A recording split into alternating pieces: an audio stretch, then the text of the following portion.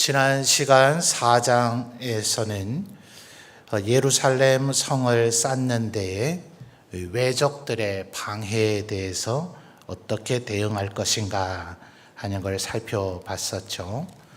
자, 4장 7절로 한번 거슬러 가서 보실까요? 4장 7절을 거슬러 가서 보시면 산발랏이라고 하는 사람은 북쪽에 있는 사마리아의 총독이라 그랬습니다. 이제 도비아라고 하는 사람은 암몬의 사람이라서 이스라엘의 입장에서 볼 때는 동쪽으로, 엄밀히 말하면 약간 동남방, 동동남쪽으로 좀 치우쳐 있는데요. 그 다음 세 번째로 나오는 아라비아 사람들은 이제 훨씬 더 남쪽에 주로 주둔 근거지를 두고 있기 때문에 암몬은 동쪽이라면 아라비아는 남쪽, 그리고 마지막으로 나오는 아스돗은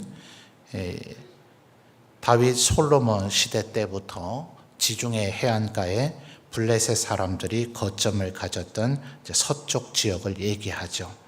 말하자면 가장 대적은 산발랏이지만 산발랏만 그렇게 한 것이 아니라 이스라엘의 동서남북 모든 지역의 이방인들이 예루살렘에 성을 쌓고 이스라엘이 잘 되는 것을 싫어하고 대적하더라 하는 것입니다. 그러니까 말하자면 이제 외부로서의 위협이죠. 오늘 우리가 읽은 5장은 이제 내부의 갈등입니다. 여러분이 생각할 때는 어떤 것이 더 위험할까요? 요한계시록 2장과 3장을 보면 소위 7 교회 이야기가 나오는데 그 교회들 중에는 하나님으로부터 칭찬만 받은 교회가 있는가 하면 칭찬도 책망도 다 받은 교회도 있고, 또 어떤 교회는 안타깝게도 책망만 받은 그런 교회들이 있습니다. 그런데 그 요한계시록 2장 3장에 나타난 하나님의 책망을 정리를 해보면 결국 외부의 핍박과 환난과 같은 공격에 어떻게 대응했는가, 또 내부의 문제, 물론 내부에서 벌어지는 가장 치명적인 문제는 우상 숭배와 이단 사설에 빠진다거나 아니면 영적인 게으름과 나태함으로 인한 하나님의 말씀의 불순종입니다. 그러나 그것 못지않게 이단에 빠지거나 불순종 못지않게 구성원 간의 갈등, 이것 또한 교회가 언제나 겪어왔던 내부로부터 생겨지는 위협이죠. 그런데 교회의 2000년의 역사를 보면 외부의 핍박에 의해서 교회가 무너진 적은 없습니다. 우리가 생각할 때는 외부의 핍박이 우리 모두를 겨냥하고 있기 때문에 치명적이라고 여겨지고 두렵게 여겨지긴 합니다. 근데 내부의 문제는 솔직하게 말하면 나만 아니면 돼, 이런 생각이 있거든요. 나만 이단 사설에 안 빠지면 되지 뭐. 나만 싸워서 싸움에 내가 동참 안 하면 되지가 아니라 내가 싸워서 지지 않으면 되지 뭐. 이런 생각들에 빠지기가 쉬워요. 그러니까 생각할 때에 외부의 침입은 나도 겨냥할 것이다 싶으니 그것이 아주 치명적일 것 같고 두려운 일인 것 같고, 내부에서 벌어지는 일에는 내가 거기에 휩쓸리지 않고 내가 거기에 희생되지만 않으면 된다라고 생각하니까 내부의 문제는 별 문제가 없다, 이렇게 여기는 경향이 있습니다. 그래서 우리 성도들이 그저 성경 말씀만 배우지 말고 교회의 역사를 배워야 되는 것이 중요한 것은 우리의 믿음의 선진들이 어떤 시행착오와 오류를 겪었는지, 그들이 지금 우리가 겪고 있는 일, 사실 오늘 우리가 겪고 있는 일이 내일 우리에게 어떤 파급 효과가 줄지 누가 압니까? 인간들은 그걸 몰라요. 한 치 앞도 모르는 게 인간인데 내일과 내년과 수십 년 후에 우리와 우리 공동체, 우리의 후손들에게 어떤 파급 효과를 미칠지 누가 과연 진단하고 예측할 수 있겠어요? 그나마 부분적으로 우리가 알 수 있는 것이 바로 역사 기록이 그래서 중요한 것이거든요. 근데 세속사의 역사 기록이 아닌 교회의 역사의 기록을 보면 외부로부터 생겨진 핍박과 환난에는 교회는 전혀 문제가 되지 않았어요. 다만 소위 가라지들은 떨어져 나갑니다. 애초부터 하나님이 선택하지 않았고 애초부터 하나님의 백성과 하나님의 자녀가 아닌 자들은 그때에 배교합니다. 그리고 하나님의 교회를 떠나버립니다. 믿음을 포기해버립니다. 그러나 오히려 진정한 하나님의 백성들은 더 정금과 같이 빛나게 돼서 하나님 앞에 상급받을 그런 자리에 이르게 되지, 그런 것으로 인해서 교회가 망한다거나 교회가 문을 닫게 된다거나 하는 일은 일어나지 않았다 하는 거예요. 그런데 내부적인 부패, 내부적인 갈등, 내부적인 하나님의 말씀의 불순종은 외부의 이런 공격보다 훨씬 더 교회에 해악을 끼쳤다 하는 것이 교회의 역사가 증명을 해주고 있고, 그 폐해의 잔상은 지금 오늘 우리에게 고스란히 되돌아오고 있는 셈입니다. 그래서 오히려 우리는 지난 4장의 얘기보다 오늘 우리가 읽은 이 5장의 얘기를 더 심각하게 받아들여야 되는 것이죠. 결국 어떻게 우리가 이 문제를 해결할 수 있는가? 9절 하반절을 보면 우리 하나님을 경외하는 가운데 행할 일이 아니냐, 행할 것이 아니냐 이렇게 얘기하죠. 또 15절 하반절에서 비슷한 문장이 또 나타납니다. 하나님을 경외함으로 이같이 행하지 않았다. 그래서 우리 모두가 하나님을 경외하게 될 때 이런 문제들을 해결하고 극복하는 자세를 가질 수 있다 말입니다. 자, 경외라고 하는 단어 제가 아마 성도님들께 10번 이상 설명한 것 같아요. 그래서 이제는 다 정리하고 암송하실 수 있지 않겠나 싶은데요. 하나님을 향한 일정 부분의 두려움을 갖는 것입니다. 그러나 이것은 강도나 살인자를 만났을 때 갖는 그런 공포심이 아닙니다. 독재자나 폭군을 만났을 때 갖는 그런 두려움은 아닙니다. 하나님은 우리를 향해서 얼마나 사랑이 많으신지 자기 자신, 자기의 외아들을 죽음에 내주시기까지 우리를 사랑하셨습니다. 그러나 이분은 우리가 만만히 대해서 되는 분은 아닙니다. 우리를 가리켜서 우리에게 아버지라 부르라고 하기도 하시고 심지어 우리의 친구가 되어주겠다고 하시기도 하셨지만 우리는 이분이 만왕의 왕이시고 만주의 주님이 되심을, 이 세상의 그 어떤 권력자들, 그 어떤 왕, 그 어떤 높은 자들이라 하는 자들도 요한계시록에서 묘사하는 것처럼 감히 하나님 앞에서 내가 어찌 면류관을 쓰고 있을 수 있느냐 하며 자신의 면류관을 벗어 주님의 발 앞에 놓으며 철저히 복종하겠다고 다짐해 드려야 마땅한 분, 바로 이분이 우리를 사랑하신 하나님이시다 하는 겁니다. 그러니 하나님께서 아무리 우리에게 내가 너의 친구 돼줄게, 너 나를 친구라고 불러 이렇게 얘기한다 할지라도 우리 스스로 알아서 선을 지켜야 되죠. 어찌 하나님을 그렇게 대할 수 있겠어요? 바로 이런 마음가짐이 경외심이다 하는 겁니다. 약간의 두려움을 내포하고 있는 거죠. 자, 어떻게 하려면 이런 마음을 가질 수 있을까요? 하나님께서 천하 만물을 창조하신 분이시라는 하나님을 향한 바른 바른 지식이 있어야 이 마음이 생겨집니다. 하나님이 계신가 안 계신가? 그분이 과연 얼마나 능력이 많으신 분이신가? 그러면 하나님을 경외할 마음이 절대로 생기지 않습니다. 또 하나님은 속일 수 있는 분인가? 내가 말만 번들어지게 하면 하나님이 내 말에 헷가닥 넘어 속으시겠지 하는 생각을 갖고 있는 자는 절대로 하나님을 경외심을 가질 수가 없습니다. 내 마음의 생각과 내 마음의 의지와 태도까지도 꿰뚫어 알고 계신 분이시라는 것, 하나님께서 전지하신 분이시라는 걸 알 때 겸손히 그분 앞에 아무런 거짓을 말할 의도와 생각조차도 하지 않게 되는 것, 바로 이런 지식이 있어야 경외심이 생긴다 하는 것입니다.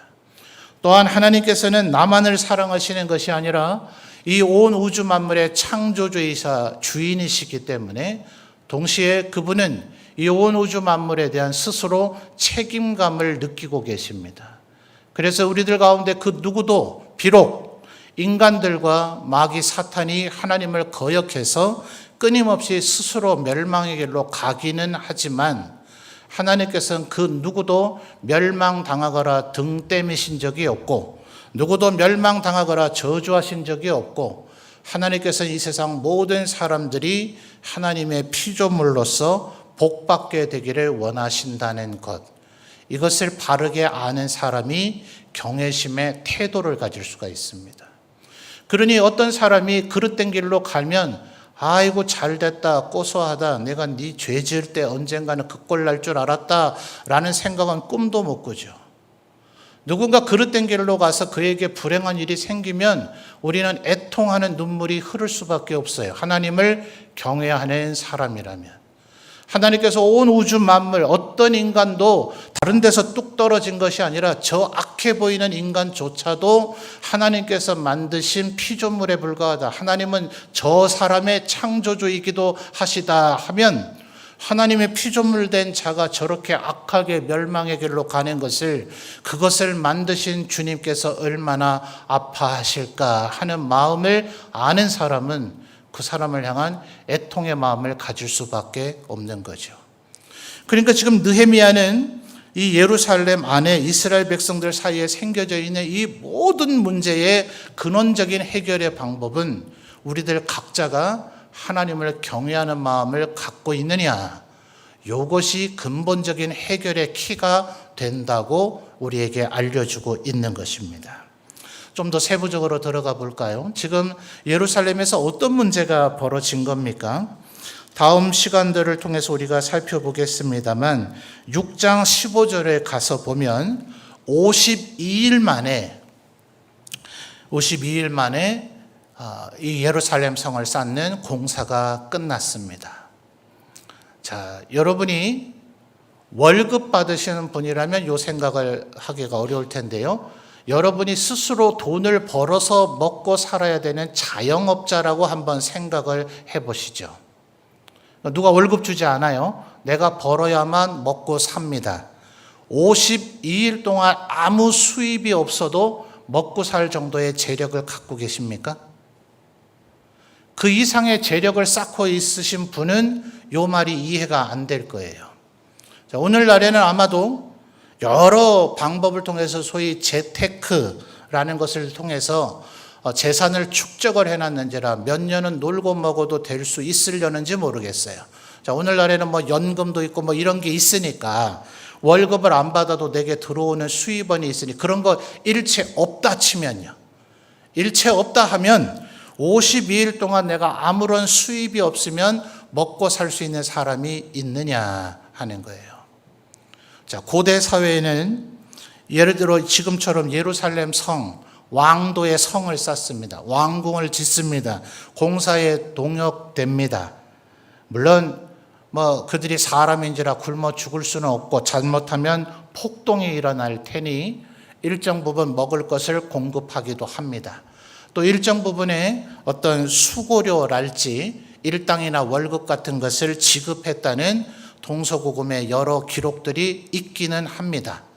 그런데 오늘날에 과연 공사에 동원된 소위 관급공사라는 게 있을 거 아닙니까? 국가가 하는 공역, 또 시나 이런 관변단체에서 관에서 하는 공역에 누구 민간인을 동원한다면 무료로 되겠습니까? 정당한 이 세상 민간사회에서 주는 일당만큼은 줘야 되겠죠. 근데 고대 사회는 그게 아니죠. 이게 일종의 의무와 같아서 국가에서 불러서 왕명에 따라서 너 나와서 예루살렘 성을 쌓아 이러면 나와야 되는 거죠. 그러니까 이들에게 지금 월급 일당이 보장되어 있지 않습니다. 그러다 보니 어떤 일이 벌어집니까? 2절 말씀 볼까요? 양식이 떨어진 사람들이 생깁니다. 또 3절에 밭과 포도원과 집을 저당 잡혀야 되는 일이 생깁니다. 52일 만에 겨우 이런 일들이 벌어집니까? 아니요. 이것은 52일의 근원적인 원인이 있는 것이 아니라 이미 경제적으로 취약한 사람들이 있는 거죠. 그렇지 않겠어요? 지금 이 자리에 있는 우리들만 보더라도 소위 물질에 대한 재산을 쌓아놓은 것들을 생각하면 우리 가운데 상대적으로 부유한 이도 있을 것이고 어떤 이들은 그렇지 못한 분들도 분명히 계실 겁니다. 자, 그런데 4절 말씀을 보면 세금 얘기가 나오죠. 자, 이게 예수님 당시 때의 세리도 마찬가지고 고대의 세금은 똑같습니다. 아닥사스다 황제에게 느헤미야가 일종의 총독의 지위에 있으니까 아닥사스다 왕이 예루살렘과 유다 지역에 할당한 세금의 양을 보내주면 됩니다. 그런데 그 세금의 양을 무슨 아주 꼼꼼하고 세밀한 조사에 의해서 인구가 몇 명이고 그들의 GDP가 얼마니 그래서 얼마 벌어들이는 사람에게는 얼마, 가난한 자는 덜 내고 부유한 자는 더 내고 이런 식의 정교한 시스템이 구축된 것은 근세기다 말이에요. 고대는 그런 거 없습니다. 누가 잘 살고 누가 못 살고 그런 거 다 필요 없습니다. 고려에서 조선 바뀔 때 또 임진왜란 바뀔 때 그때마다 그러니까 인류 역사를 잘 들여다보면 소위 조세정이라고 하는 표현을 쓰죠. 누가 더 내야 마땅하냐 이것에 대한 싸움이라고 해도 과언이 아닙니다. 여러분 근대 소위 민주주의라는 게 왜 생겨났어요? 영국이라고 하는 나라에서 대헌장, 권리장전, 권리청원 이런 문서들이 작성되면서 근대 민주주의의 기초가 놓이고 소위 의회라는 게 결성됐다. 뭐 때문에 생겼을까요? 네가 뭔데 네 마음대로 우리에게 세금 걷어가 바로 요 의식에서 생겨진 겁니다. 그래서 두 가지가 결정이 되죠. 앞으로 외국하고 전쟁하려면 우리 의회의 동의를 반드시 얻어라. 전쟁을 하려면 반드시 뭐가 듭니까? 돈이 들죠. 그러니 전쟁 비용을 얼마 걷어들일까? 반드시 우리의 의회의 동의를 얻어라 라고 왕에게 압박을 한 것이 소위 근대 민주주의의 출발입니다. 세금 문제예요. 군대에 나아가는 사람의 목숨의 문제가 아닙니다. 초창기에 의회를 구성하고 있던 것은 대부분 다 귀족이었기 때문에 그들은 나가서 전쟁터에서 목숨 잃을 위협이 없습니다. 그들의 집에 있는 간호들이나 평민들을 전선에 내보낼 뿐 그들은 돈을 대고 있을 뿐이기 때문에 결국 민주주의의 출현도 결국 돈의 문제였더라 하는 거예요. 자, 7절 말씀을 보면 높은 이자다 하는 단어가 나타나죠. 자, 10절 말씀 충격적인 얘기가 나오기 때문에 우리 성도님들이 다시 한번 읽어볼까요? 10절입니다. 시작.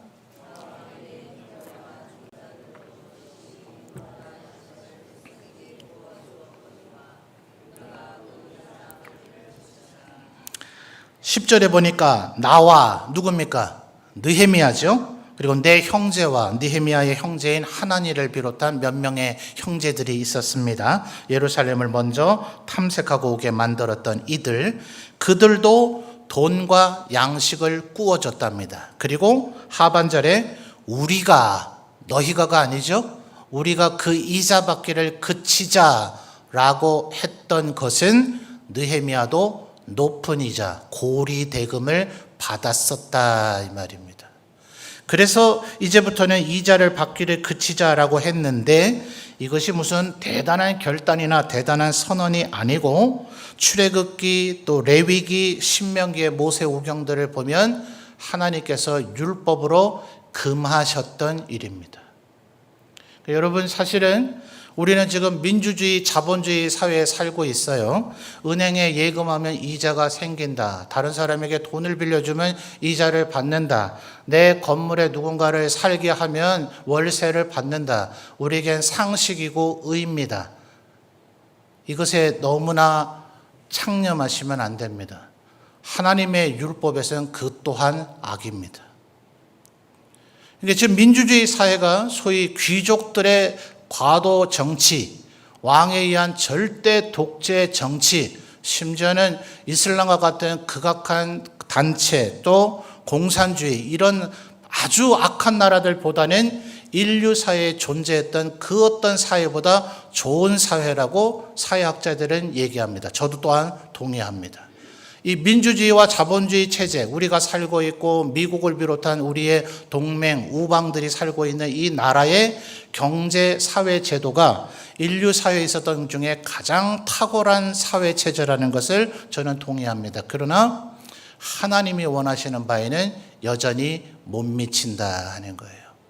그러니 우리가 이 사실을 언제나 기억하셔야 돼요. 그러니까 다른 사람에게 여러분이 돈을 빌려줬으니까 이자 받아야지. 네가 열심히 노력 안 해서 가난하게 됐으니까 네 탓이지 뭐 라고 하면 이 나라 사회에서는 그 누구도 그 사람을 비난하지 않습니다. 그 사람에게 잘못했다고 얘기하지 않습니다. 그러나 하나님 앞에 가게 됐을 때 내가 너에게 그렇게 하라고 했니? 라고 하나님께서 우리에게 물으실 겁니다. 언제나 기억해야 되는 것은 하나님께서 율법에 뭐라고 얘기하셨는가. 그래서 언제나 분량이라고 하는 걸 생각해야 됩니다. 자, 여러분, 예를 들어서 쉬운 예입니다. 전도회에서 회비 내시죠. 누구는 1년치 다 내고 누구는 매월 잘 내는데 누구는 안 냅니다. 자, 이 회계 맡은 분은 어떻게 해야 되겠어요? 안 낸 분에게 자꾸 얘기해서 내시라고 해야 될까요? 물론 의도적으로 안 내거나 조금 주의력이 떨어져서 자꾸 잊어버려서 안 내는 사람이라면 그렇게 할 필요가 있겠습니다. 그러나 누가 보더라도 못 내는 사람이라면 어떻게 해야 될까요? 그것은 안 받아야 됩니다. 이게 세상의 룰과 다른 하나님 나라의 방식이어야 한다 하는 것입니다. 우리들은 모두 다 예수 그리스도의 보혈의 은혜로 구원받았습니다. 여러분 가운데 누군가 여러분의 자력으로 믿음을 얻어낸 분 없죠? 여러분의 힘과 능력으로서 여러분의 모든 죄값을 씻어낸 분 없죠? 오직 하나님의 보혈의 은혜로 우리가 믿음도 얻게 되고 주님의 사랑으로 구원을 받았습니다. 자, 그런데 그 이후에 우리가 하나님의 나라를 향하여 충성과 헌신을 함으로써 하나님 나라에 이르렀을 때 우리가 받게 될 상급은 다르다고 얘기합니다. 물론 어떤 신학자들은 그 나라는 영적인 나라이기 때문에 오늘날 우리가 생각하는 그런 물질적인 차별은 아닐 것이다 라고 얘기하는 신학자들이 있는가 하면 우리가 받은 구원이라 하는 것이 너무나 어마어마한 것이기 때문에 예컨대 쉽게 얘기하면 돈으로 생각하면 구원이 한 1000조쯤 된다고 생각합시다. 그러면 우리가 하나님 앞에 충성과 헌신을 다한 것의 결과로 받을 상급이 어떤 이는 1억이요, 어떤 이는 100억이요, 어떤 이는 1000억이라 한다면 1억의 상급을 받은 자가 이미 1000조의 구원을 받았는데 1000억 상급 받은 자에게 시기 질투심을 가질 수 있겠는가? 상급이란 마치 이와 같다. 우리에게 분명히 차별성이 있기는 있을 것이나 구원이라고 하는 어마어마한 은혜를 받았기 때문에 우리는 그 차별성을 느끼지 못할 것이다. 이렇게 구원과 상급의 관계를 설명하는 신학자도 있습니다. 자, 그런데 분명히 무시하지 못할 많은 신학자들과 그들이 근거로 삼고 있는 성경 구절은 우리 사이에 상급이 차등이 있을 것이라는 걸 분명히 이야기하고 있거든요. 그러면서 동원되는 중요한 단어가 분량입니다. 분량. 우리가 하나님 앞에 충성과 헌신을 한 그 분량대로 상급이 다를 것이다. 자, 그렇다면 동일하게 의무도 어떠해야 될까요?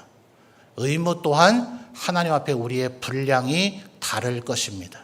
그러니까 우리들이 주로 교회에 하나님의 나라에 열심히 있는 분들이 이 함정에 빠지기가 쉬워요. 나는 이만큼 헌신하는데 너는 왜 안 해? 나는 이만큼 지금 감당을 해내고 있는데 너는 왜 안 해? 지금 n분의 1씩 딱 나눠서 내가 요만큼 하면 너는 요만큼 하기로 했잖아. 근데 네가 이걸 안 해내니까 네가 안 한 만큼 더 해야 되잖아. 너 왜 안 해? 요게 우리 사이의 갈등의 가장 기본 베이스에 주로 등장합니다. 지금 느헤미야가 뭐라고 얘기하고 있죠? 하나님께서 은사 주신 대로, 하나님께서 능력 주신 대로, 하나님께서 은혜 주신 대로 어떤 이는 이만큼의 의무를 감당해야 되는 것이 맞고 어떤 이는 요만큼 하는 것이 그에게는 내가 이만큼 한 것보다 더 과한 헌신일 수 있다는 거예요. 그러니까 여러분 절대로 비교하지 마세요.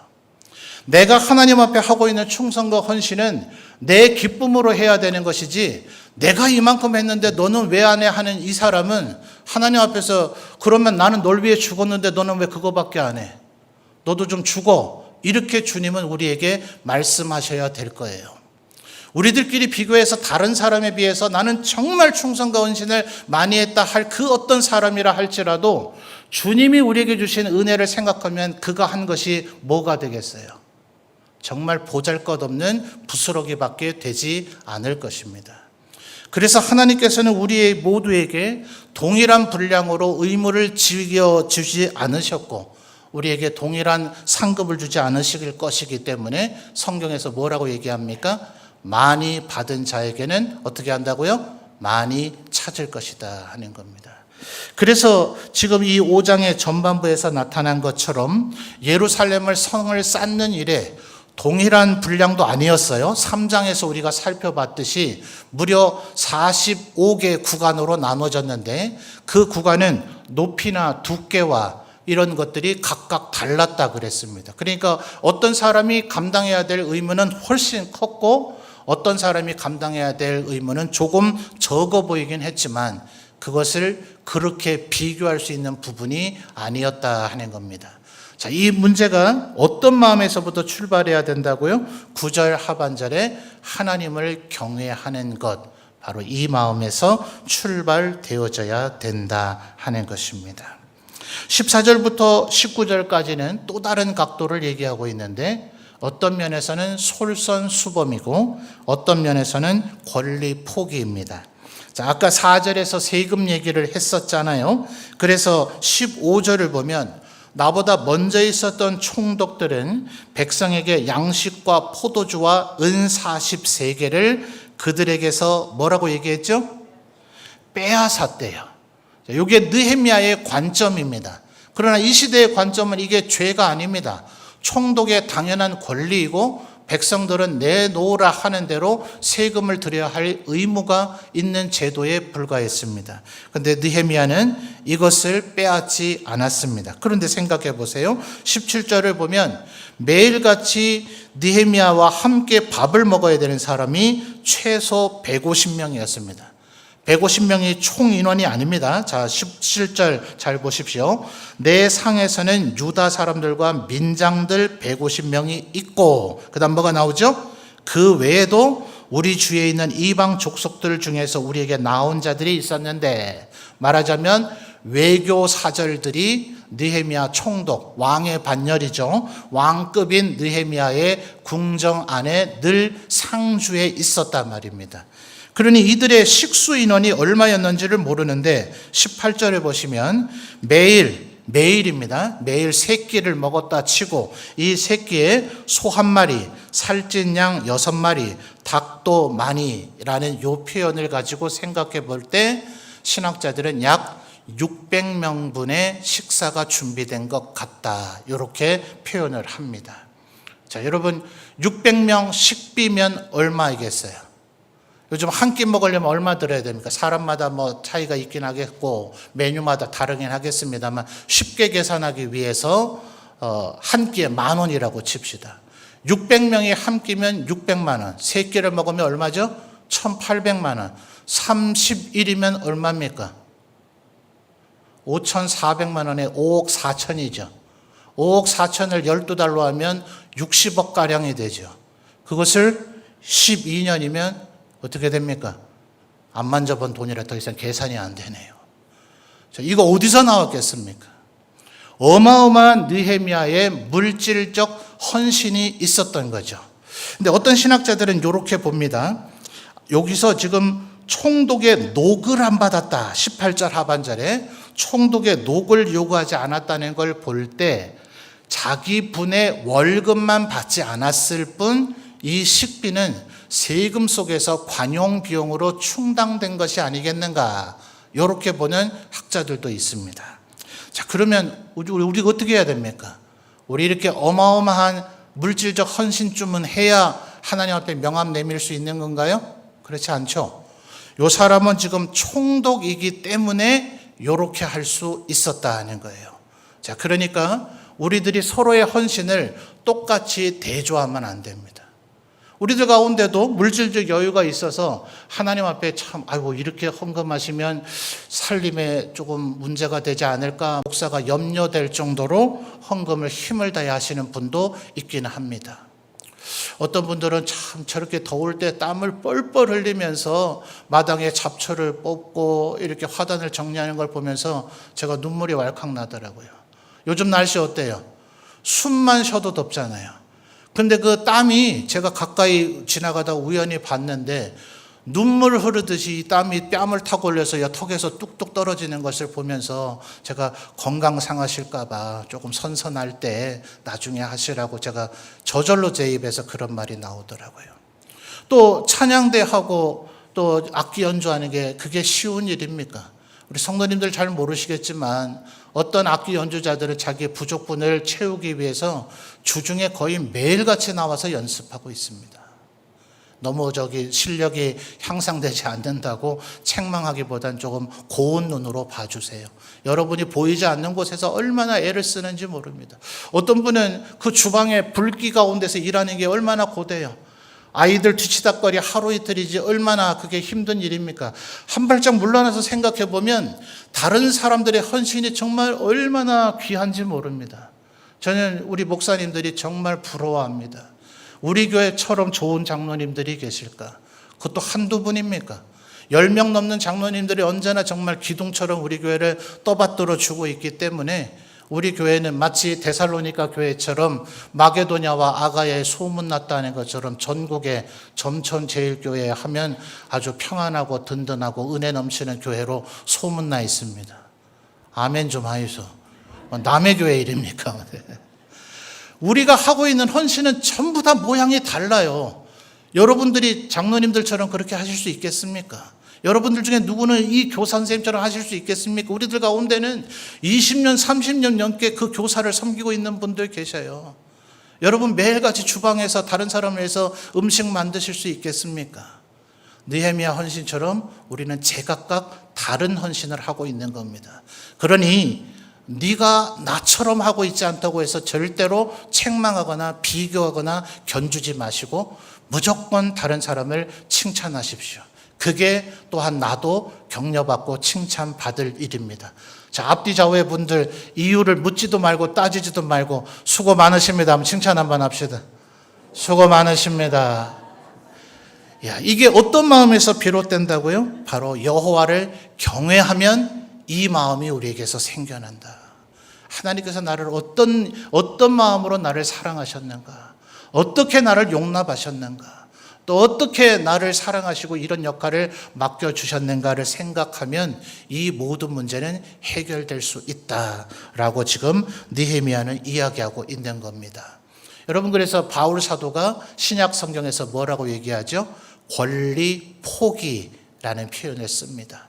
베드로를 예를 들면서 나도 베드로처럼 아내를 데리고 다닐 권한이 없겠는가?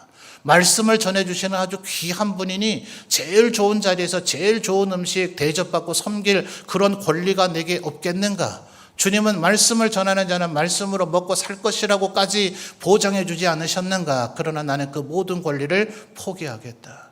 이런 자세가 오늘날에 저에게도 저도 스스로도 끊임없이 경계하는 일입니다. 동료와 후배, 우리 부교육자들에게 늘 가끔씩 강조하는 것은 우리들이 헝그리 정신을 가지고 사역을 해야 되지만 거지 근성 가지면 안 된다. 뭔가를 누군가 주신다면 감사해 받아야 될 일이지만 바라지 마라. 절대로 그 무엇이라도 바라지 마라. 하나님께 이미 과할 정도로 받았지 않더냐. 네가 목사의 직을 가진 것이 감당치 못할, 견뎌내지 못할 이미 은혜와 축복을 받은 것이 아니더냐라고 동료와 선후배들에게 이야기하곤 합니다. 여러분 예수님 앞에 나왔던 그 어린 아이를 기억합니까? 오병이요. 그것이 무슨 도움이 되겠어요? 그러나 그것이 하나님 앞에 바쳐지면 하나님은 그것으로 위대한 능력의 일을 행하시는 겁니다. 그래서 절대로 비교하지 마세요. 다른 사람과 비교해가지고 나의 이게 무슨 가치가 있겠는가? 내 이 헌신을 받아주시겠는가? 아니요. 하나님은 아신다니까요. 어마어마한 것을 하나님으로 받은 사람이 겨우 요만큼 일하는 것보다 정말 하나님으로부터 너무 받지 못해서 요것밖에 드릴 수 없는, 그래서 주님 뭐라 그랬었어요? 과부의 2렙돈 저가 가장 많이 드렸다라고 주님 이야기하고 있지 않습니까? 그러니까 절대로 다른 사람 비교하고 견주지 마시고 주님이 내게 은혜를 주셨으니 경외하는 마음으로 내가 할 수 있는 최선을 다해서 주님을 섬길 때 우리는 평안하게 주고 든든히 서가고 그 어떤 외적의 침입에도 우리는 흔들리지 않는 강력한 예루살렘 성 안에 있는 것과 같은 하나님의 공동체를 이루어갈 수 있을 것입니다. 이 말씀을 꼭 마음에 새기셔서 우리 모두 다 하나님을 경외하는 자로 살아가시는 우리 모든 성도들이 되시기를 주님의 이름으로 축원합니다.